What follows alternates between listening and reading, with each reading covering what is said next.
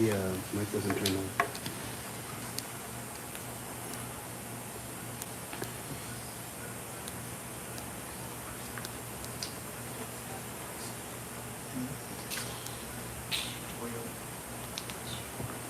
شغال؟ خلاص اسكت.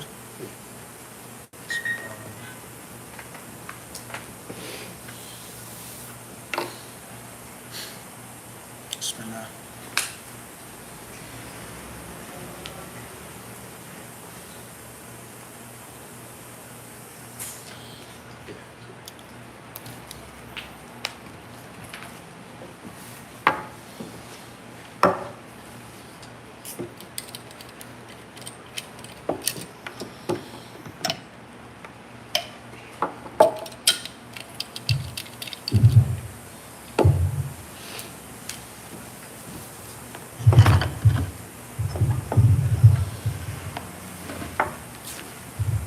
بسم الله الرحمن الرحيم. الحمد لله رب العالمين. صلى الله وسلم وبارك على عبده ورسوله نبينا وإمامنا محمد وعلى آله وصحبه أجمعين. أما بعد. السلام عليكم ورحمة الله تعالى وبركاته. Tonight's lesson is on Marjan فيما اتفق عليه الشيخان. We are in the chapter of sales or bargains, Kitab al-Buyur, the 21st book, or the 21st chapter of the book, on Hadith number 969, if I'm not mistaken, the 4th chapter. We explained last week and the week before, if I'm not mistaken, if I'm correct, about the importance of learning the rulings of buying and selling, the rulings of transactions, mastering the basic fundamentals, translating and converting the old ancient texts and practices, measurements, volumes, into modern terms. Things are very different. How people measure things back then versus now. Volume, weight, modern banking system, credit, Visa, debit. You go to the supermarket, buy fruits and vegetables which may not be fully ripe. The bananas are a little green.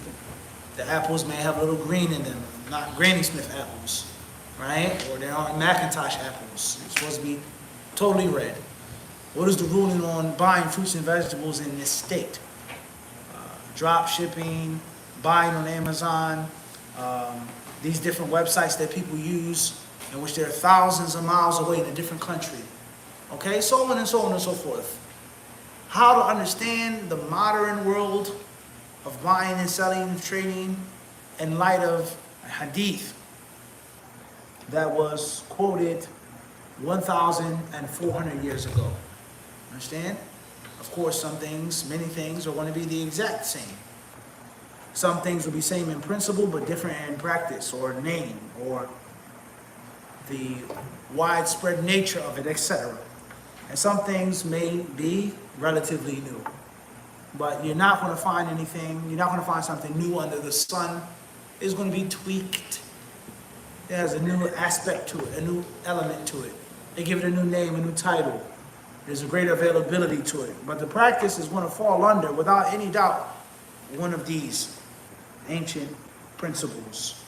Understand? Let alone the hadith, which specifically talk about something that people are doing to this very day. Everyone understand this?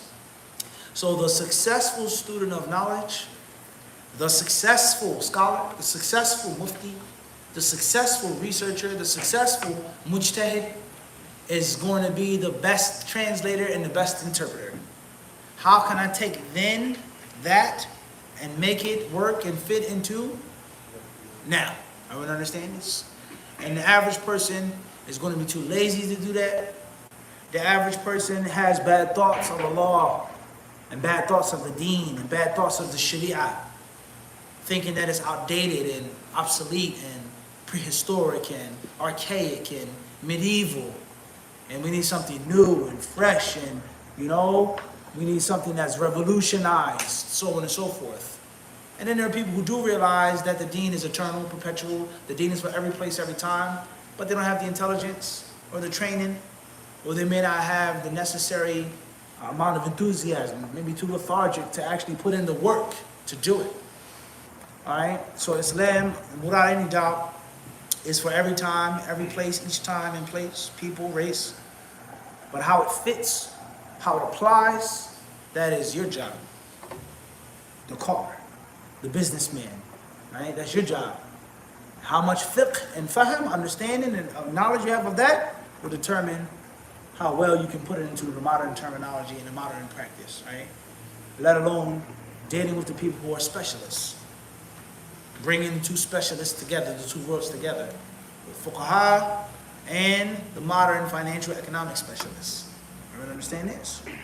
And for sure, if there was a greater need for ijtihad, there wouldn't be, I would think, this is one of the places in which there's one of the greatest needs of ijtihad, is in buying and selling.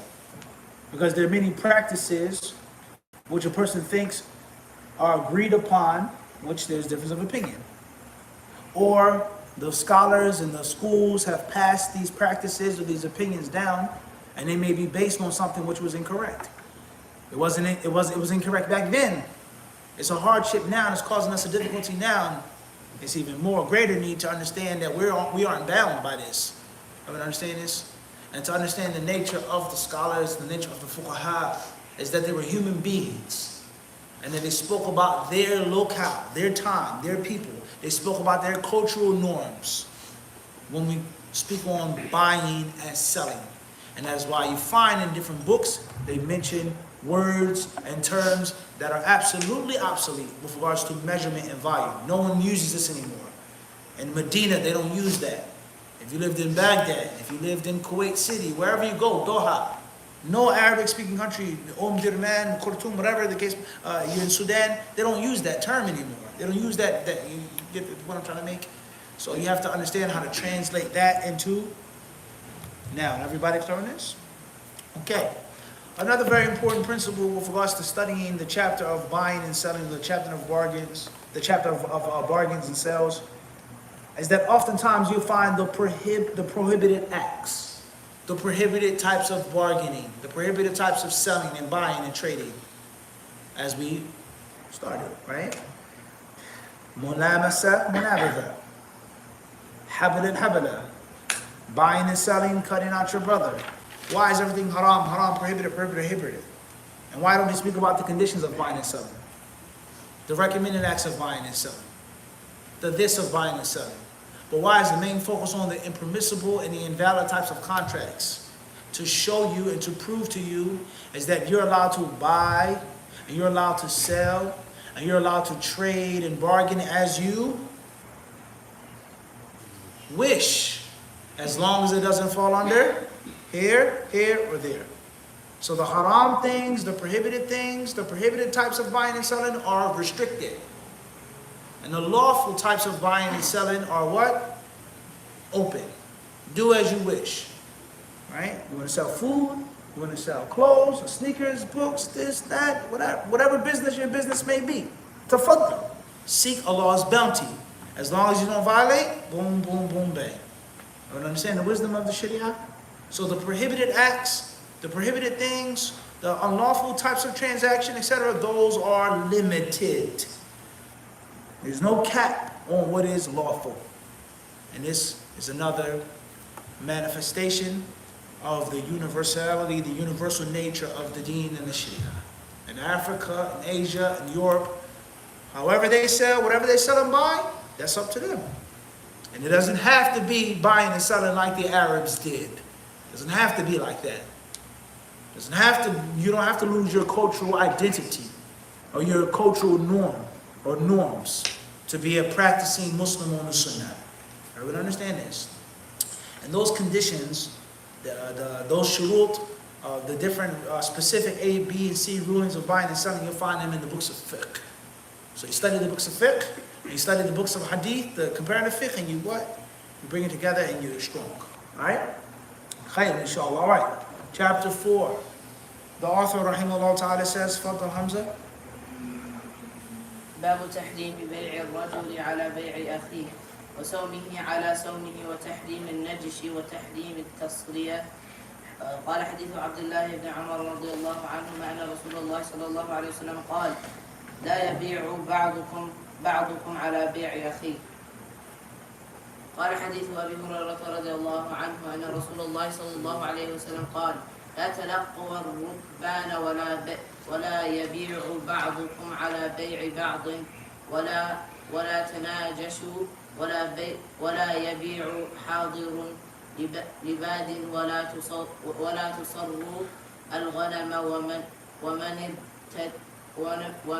ومن ابتاعها فهو بخير نظرين بعد أن يحتلبها إن رضيها أمسكها وإن سخطها ردها وصاعا من تمر. قال حديث أبي هريرة رضي الله عنه قال: نهى رسول الله صلى الله عليه وسلم عن التلقي وأن يبتاع المهاجر بأعرابية وأن تشترط المرأة طلاق أختها وأن يستام الرجل على صوم أخيه ونهى عن النجش وعن التسقية. جزاك الله خيرا. So it states, Babu tahrimi bay'i rajuli ala bay'i akhihi wa sawmihi ala sawmihi. Prohibition of one entering into a transaction on which one's brother has already negotiated, or one should purchase to one's brother, or one should cheat to retain milk and the udder to deceive the buyer. وَالتَّحْرِيمِ النَّجَشِ وَالتَّحْرِيمِ التَّصْرِيَةِ. So we have the following rulings. Ruling number 1. The impermissibility to undercut your brother, your Muslim brother, in a contract. There's a customer, a buyer lined up, they're negotiating, they're about to make the deal. You say, wait, come over here. We got it for 10. We got it for less. Our product is better, right? It's garbage, all right? Is that sound? Without the R being silent, like salmon. Naam, say, or a sword versus a sword, right? Garbage. In other parts, you say garbage, pronouncing the R, right? Calling a buyer or a customer away from your brother. You're in the marketplace, he's about, oh no, come over here. Some marketplace, they'll grab you. Come, no. Come. I have better. Right? You seen that before? Impermissible to do that. Secondly,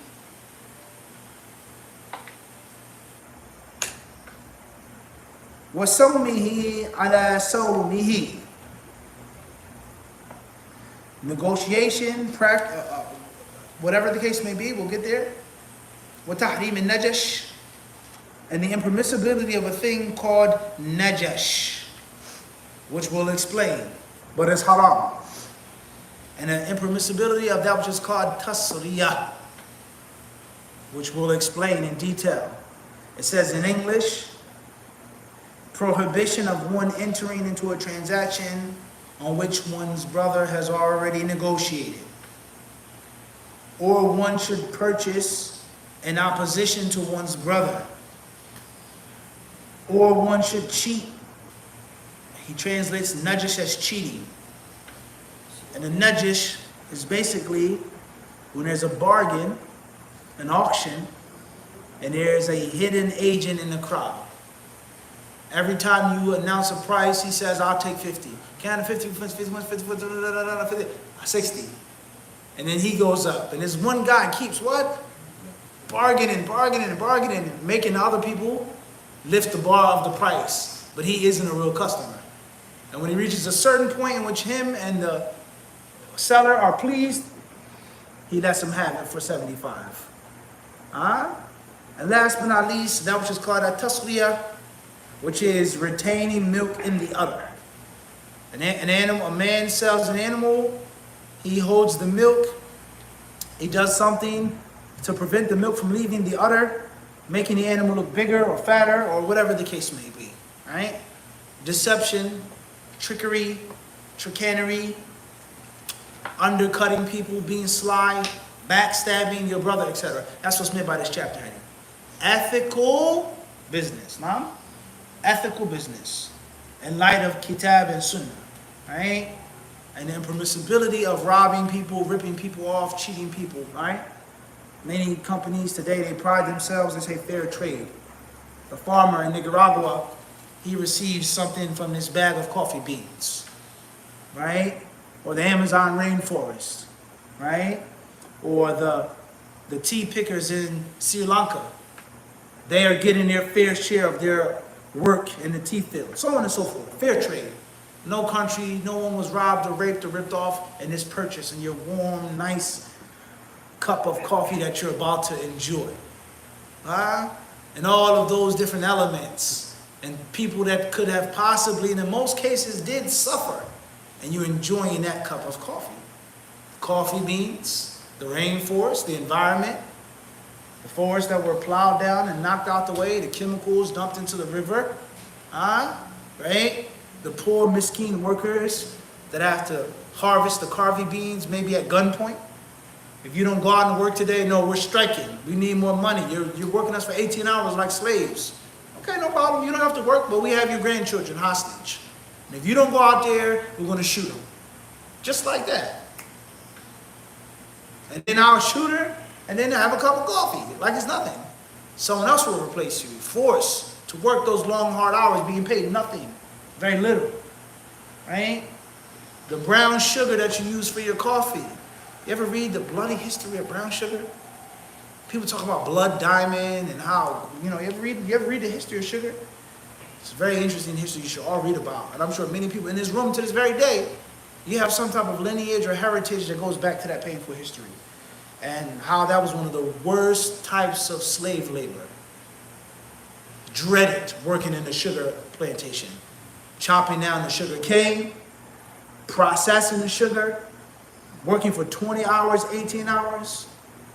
They said the vats ran around the clock. There was no such thing as sleep. There's shifts. If you fell asleep because you were so tired working in the field, all of the sun, the fire ants biting you, you ripping your skin off, itching. You ever seen a sugar cane? Its leaves are like razor blades, razor sharp. And you don't feel it cut you until after the sweat pours into your flesh and pours into your blood. Then you feel the sting. The slaves had it really, really, really bad in the Caribbean and South America, really bad. And people would be so tired. There are different stories that the slaves that had to work the sugar press, some of them they would fall asleep because they were being worked so much. And a person's hand or arm would get caught. And the overseer or the master, they would scream, stop it. He'd say, keep it moving. We'll just flush out the blood, but we can't stop. Profit is too much. It's cheaper to replace them than to stop the machine, right? And hence we have rum, right? Rum in the Caribbean are like this. Rum being a byproduct of sugarcane with molasses. A cheap way to get people drunk. And we talk about trade, we talk about seafaring and pirates and traders, right? Read the history of rum in the Caribbean and why it's so popular to this very day in certain countries. El Dorado. At least 20 years. That's a whole generation on this one bottle of rum sitting and marinating. Right? So just read the history of sugar and the pain involved in sugar, right? And how you ask yourself, how are these countries in South America or Central America and the Caribbean, why do they seem so poor and needy, and they have so many natural resources that the rest of the world can't live without? Imagine New York City without coffee in the morning, Sufyan? What would it be like? What would the Van Wyck Expressway be like without coffee? No sugar for their coffee. The milk, what takes place and what happens to those cows having all that milk pumped and sucked out of their body, being given those hormones, the steroids, sitting in those closed pens, the disease, the illness. Think about all of the messiah that come from you having your fresh milk, right? So think about that the next time you have a cup of coffee, the buying, the selling, And think about how many non-Muslims now speak on fair trade and ethical trade, right? And the importance of having fair, ethical trade and not the exploiting conglomerate company ripping and raping the resources and the work from the poor, needy people, right? And of course, this is the rationale of some people involved with drug trafficking. They say, if I'm the bad guy, then so is he. What's the difference between me and you? I pay my workers, that's the difference. I take care of them, I look after them, I protect them.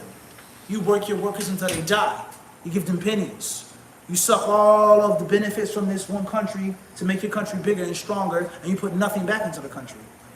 So the hypocrisy of the system, right, is a long discussion, and the importance of commerce, and the importance of trade and buying and selling and economic good well-being, right? As we explained many times before. Now, okay, we don't want to go too far, we don't want to get too deep or too philosophical or too controversial or too much conspiracy, so on and so forth. But if you get a chance, just read 10 minutes, 20 minutes on Google about the history of sugar, right? And it'll change your use of the commodity, let alone the diseases and the illnesses connected to processed sugar, all right? Wallahu a'lam. All right. Okay, so all of these things are prohibited. These things cannot be done. All right, An-Nawawi rahimahullah ta'ala, the first hadith, hadith 969, is narrated Abdullah bin Umar radiallahu anhuma. Allah's Messenger sallallahu alaihi wasallam said, do not urge someone to return what he has already bought from another seller as to sell him your own goods. That's the translation that he mentions. Hadith 970, I think it's time for the Adhan, Hamza. Narrated Abu Hurairah radiallahu anhu, Allah's Messenger sallallahu alaihi wasallam said, do not go forward to meet the caravan, and do not urge buyers to cancel their purchases to sell to them yourselves. And do not practice an-najash. A town dweller should not sell the goods for the desert dweller. Do not leave sheep unmilked for a long time when they are on sale. And whoever buys such an animal has the option of returning it after milking it, along with a saw of dates for keeping it. The last hadith of the chapter, hadith 971, is narrated Abu Hurairah radiallahu anhu. Allah's Messenger sallallahu alaihi wasallam forbade the meeting of the caravan in a way, and that a residing person sells goods of a Bedouin, and that a woman stipulates the divorce of the wife of the would-be husband, and that a man tries to cause the cancellation of a bargain concluded by another. He also forbade a najash, and that one withholds the milk and the udder of an animal so that he may deceive the people on selling it. So 3 hadiths here, Abdullah ibn Umar and 2 by Abu Hurairah, both prove certain types of prohibited transactions. Whether it's the thing that you're selling, the manner of you selling it, or wholesale. And a buyer or one who is a retailer goes and meets wholesalers in a certain place or a certain manner. Or the nature of a nomad versus people who are sedentary, even if what you're buying and selling and trading is lawful. A city slicker, a city dweller, is not to go in secret and private and meet a Bedouin, robbing him, not giving him his fair price. He's unaware of the city and its marketplaces, etc., etc., etc., which we'll explain, inshallah.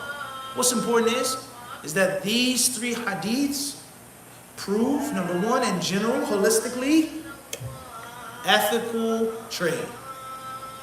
Morality when making money. Everyone understand this? Morality when what? When making money, when buying and selling. When you seek Allah's bounty, you keep your morality. And never undercut people, never cheat people, never deceive people, never try to get over on people. Everybody understand this? And never be in cahoots with another to usurp things from people and to take people's wealth unjustly. That is the general lesson from these 3 hadiths. As far as the specifics, najash or tanajash, tasriyah, بيع الرجل على بيع أخيه صوم الرجل على صوم أخيه. A woman marrying a man who has a wife already, and she makes a stipulation that you have to divorce so and so, right? In order to take me, so on and so forth, right? And this hadith, FYI, also proves that polygamy or polygyny isn't just, as many ignorant people think, for times of war or orphan women, right? Okay, I thought Ibn Jarir al-Tabari died 1,100 years ago. I didn't know that Ibn Jarir al-Tabari still lived today in 2023 on YouTube. You can go on YouTube, you can find Ibn Jarir. You find Tabari, you find Qurtubi, they're living. With their interpretation of the Quran, no, Surah An-Nisa, فَإِنْ خِفْتُمْ أَلَّا تَعْدِلُوا, it really means this, it really means that. People just they're hadith, tafsir masters for the things that they're displeased with. And they give an interpretation and a spin of the Quran, right? And the concept of monogamy, and it never was, and I don't think it will ever be, the default reality of human beings, of men. Now, you can have regulated polygamy or polygyny, or you can have unregulated polygyny. You think that you're in a monogamous relationship, but in reality, we all know that he's taking the scoops, he's taking nafila, nawafil. He's not just performing his fard. There's also what? His nafila on the side, but you don't know about it. Versus regulated, in which here it is what it is, right? So the concept of human beings and men, were they made to be monogamous? This is a serious question. A man's body versus a woman's body, a woman's soul, a man's personality versus a woman's personality. Was a man made for monogamy? We talk about scientifically. Was a woman's body made for monogamy or made for polygyny? Right? You talk about history and how people lived before certain things happened, before certain things took place in the world, in which the default now became a far-fetched exception. Everyone understand this? Khayr, inshallah ta'ala. That's enough of that. Nawawi rahimahullah ta'ala, he says, وفي رواية لا يبيع الرجل على بيع أخيه ولا يخطب على خطبة أخيه إلا أن يأذن له. وفي رواية لا يسم المسلم على صوم المسلم. أما البيع على بيع أخيه فمثاله أن يقول لمن اشترى شيء في مدة الخيار أفسخ هذا البيع وأنا أبيعك مثله بأرخص من ثمنه أو أجود منه بثمنه أو نحو ذلك، وهذا حرام. يحرم أيضا الشراء على شراء أخيه، وأن يقول للبائع في مدة الخيار افسخ هذا البيع وأنا أشتريه منك بأكثر من هذا الثمن ونحو هذا. وأما الصوم على صوم أخيه فهو أن يكون قد اتفق مالك السلعة والراغب فيها على البيع ولم يعقدا، فيقول الآخر للبائع أنا أشتريه، وهذا حرام بعد استقرار الثمن. وأما الصوم في السلعة التي تباع في من يزيد فليس بحرام. وأما الخطبة على خطبة أخيه وسؤال المرأة طلاق أختها فسبق بيانهما واضحا في كتاب النكاح. He says, as far as buying over or undercutting your brother in a purchase, then obviously that is when the buyer and the seller have made the purchase, but there's still time for return. Khiyar. You have 3 days to return it. You have 30 days to return it. They tell you, right? No matter what happens, just bring back the receipt. You can return it. Khiyar. I changed my mind. I want it back. No problem. Here you go. So a person, he crawls up, doesn't walk up or creep up, but he crawls or slithers up, right? And he says, hey, I'll give it to you for a cheaper price. Return it and buy it from me. Or mine's is better, mine's is bigger, mine's is fatter, mine's is heavier, my leather is softer. Return that jacket and I'll give it to you. Here, feel it. For that? And then you feel here, like, wait a second, it is a little coarse. It's butter soft right here. You can put a piece of toast on it, literally. And the one I got is like, it's okay. So you return the jacket and you go, what? That's what's meant by that, and that is haram. Okay? Or he says, a person goes to the buyer, right? To the actual seller. and does the opposite, etc., etc. So a person crawling in, creeping in, before, during, or after the contract, the negotiation is made. Okay, that's haram. As far as competition, there is nothing wrong with healthy competition. You go to the marketplace. This is where they sell shoes. He has the same pair of shoes, $20 left, 30 reals cheaper, better. Bismillah. You can't get mad at people having a better price or offering better service, right? And competition is very important with regards to rejuvenation of the marketplace and lack of stagnation. And the customer getting the best product at the best price. And you want to hustle, you gotta be sharp. You gotta make sure that you have the best stuff, best price, best advertisement, best packaging, so on and so forth. Healthy competition versus undercutting your Muslim brother. Moving forward, he says here, as far as a man asking for the hand of marriage of a woman who's been proposed to and accepted, then we've explained that already in the chapter of marriage. We've explained that in the what? In the chapter of marriage. All right, moving forward. He says, وَأَجْمَعَ الْعُلَمَاءُ عَلَى مَنْعِ الْبَيْءِ عَلَى بَيْءِ أَخِيهِ وَالشِّرَاءِ عَلى شِرَائِهِ وَالصَّوْمِ عَلى صَوْمِهِ فَلَوْ خَالَفَ وَعَقَدَ فَهُوَ عَاصٍ وَيَنْعَقِدُ الْبَيْعُ هذا مذهب الشافعي وأبي حنيفة وآخرين وقال داود لا ينعقد وعن مالك روايتان كالمذهبين وجمهورهم على إباحة البيع والشراء في من يزيد وقال الشافعي وكرهه بعض السلف. Now, if a person does do that, is the contract valid? Is it a valid transaction or is it false? Scholars, they differ on that. They unanimously agree that it's unlawful, it can't be done. But they differ on the validity or the invalidity of this type of buying or selling or this type of contract. Everybody clear on this? And there are two schools regarding this. Some say, such as Imam Shafi'i, Imam Abu Hanifa, rahimahullah, and others, is that the one who does this has a valid contract, but he has incurred sin upon himself.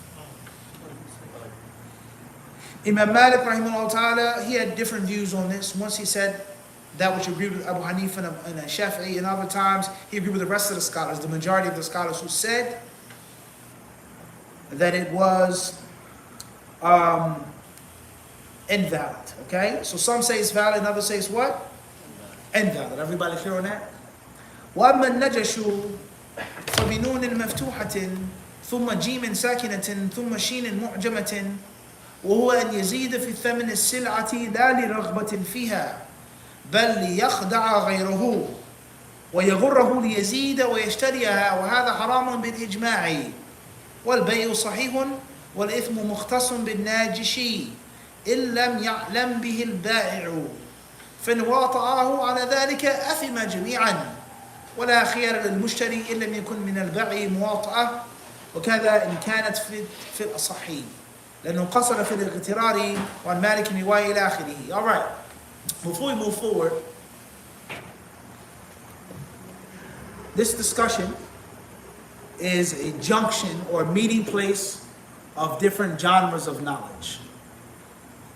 And the second train that comes in this junction is the train of usul al-fiqh. We're discussing hadith. Second train is fiqh. Third train, comparative fiqh. Fourth train is what? Usul. And that is, if there is a prohibition in the kitab, in the sunnah, not to do a thing, does that mean that that thing is invalid? Or, if the product was lawful, it's still valid, but a person gets sin. Are we understanding the two scenarios? So is it permissible to sell when Jumu'ah starts on Friday? Yes or no? It's haram, according to the Quran. Leave off buying and selling. But for argument's sake, the Imam was on the minbar. I got this last thing here, give me the money real quick, and you made the sale. I got a sin, he got a sin, we got the sin. But is the contract now valid or invalid? Why would they say it's invalid? Because in the nahy an shay yaqtali. So is it very contradictory? You find that qaida in usul al-fiqh, but then you read in the madhab, it says the contract is valid, but he got sin. I want to understand this. Similar to this, when we talk about marriage and divorce, is what? Talaq bid'ah, exactly. Divorcing a woman while she's menstruating. Divorcing a woman more than once. Divorcing a woman in a pure state, and you had intercourse with her last week or last night. It's haram, but is the divorce valid or invalid? Why would they say it's invalid? Is because what? You went against the what? The prohibition, not to do that. Right? So those scholars who say that the talaq doesn't even count, that's why. And the scholars who say that talaq does count, they're going to say the prohibition is pertaining to the vessel and not the actual thing inside of the vessel. Everybody understand this? So some scholars say that the contract is batil, and others say that it is valid. And that is why, as a student of knowledge, as a talib ilm, and even as a 95 Muslim, you're going to try your best to learn the basics of usul al-fiqh. You understand this? And learning the basics of usul al-fiqh, and learning a lot of usul al-fiqh will help and assist you in navigating through the differences of opinion. And why is there so much difference of opinion? Why does Abu Hanifa say this? Imam Malik say that? Is Islam confusing? Is Islam difficult? Why is fiqh so, etc.? The more you know of the principles, the easier it is to steer and to keep straight. Everybody clear on this or not? Khair, inshallah ta'ala, we'll stop here tonight. And hopefully next week, bi'idhnillahi ta'ala, we'll move forward and explain the rest of these hadiths and the rest of these chapters. Allah subhanahu wa ta'ala surely knows best.